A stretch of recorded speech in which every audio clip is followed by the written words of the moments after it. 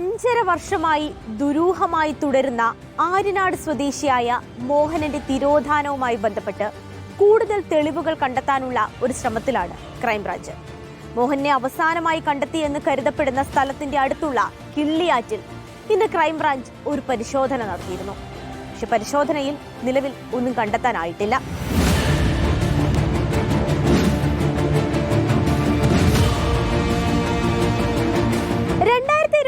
May 8-നാണ് മോഹനെ കാണാതാകുന്നത്. Peroorkada സഹകരണ ബാങ്കിൽ നിന്നും 50 പവൻ സ്വർണവും 64,000 രൂപയും എടുത്ത ശേഷം മോഹനൻ സ്കൂട്ടിയിൽ വീട്ടിലേക്കാണ് പോയത്. പക്ഷെ അദ്ദേഹം വീട്ടിലെത്തിയില്ല.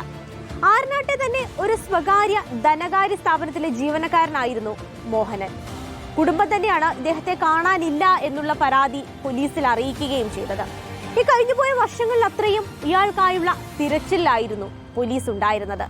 പക്ഷേ കഴിഞ്ഞ ദിവസമാണ് ഈ സംഭവവുമായി ബന്ധമുണ്ട് എന്ന് തോന്നിക്കുന്ന തരത്തിൽ ഒരു നിർണായക വഴിത്തിരിവ് ഈ കേസിൽ ഉണ്ടാവുന്നത്.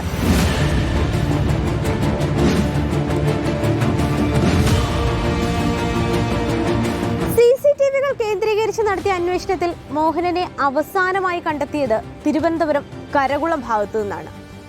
ഇതിന് സമീപത്തായി ഒഴുകുന്ന കിള്ളിയാറ്റിൽ നിന്ന് കഴിഞ്ഞ ദിവസം കുഴിച്ചിട്ട നിലയിൽ ഒരു സ്കൂട്ടർ കണ്ടെടുത്തു. നമ്പർ പ്ലേറ്റ് അടക്കം ഈ സ്കൂട്ടറിൽ ഉണ്ടായിരുന്നില്ല.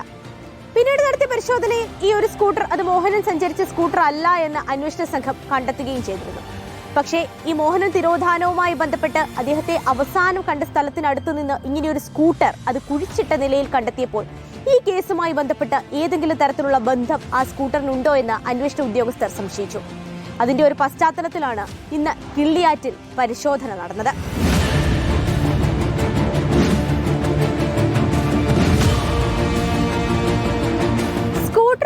സ്ഥലത്ത് നടത്തിയ പരിശോധനയിൽ കൂടുതൽ തെളിവുകളോ ശരീരാവശിഷ്ടങ്ങളോ എന്തെങ്കിലും ഒരു നിർണായകമായ തെളിവ് അത് കണ്ടെത്താൻ കഴിയുമെന്ന പ്രതീക്ഷയായിരുന്നു അന്വേഷണ സംഘത്തിന് ഉണ്ടായിരുന്നത്.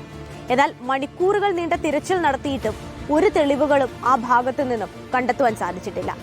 5.5 വർഷമായി ഇതുമായി ബന്ധപ്പെട്ടിട്ടുള്ള അന്വേഷണം നടത്തുകയാണ്. സ്വർണവും പണവുമായി പോയ സമയത്തുണ്ടായ തിരോധാനമായതുകൊണ്ട് തന്നെ അത് കളവോ അല്ലെങ്കിൽ കൊലപാതകമോ ഒക്കെ ആകാമെന്ന സംശയം ഇപ്പോഴും അന്വേഷണ സംഘത്തിന് മുന്നിലുണ്ട്.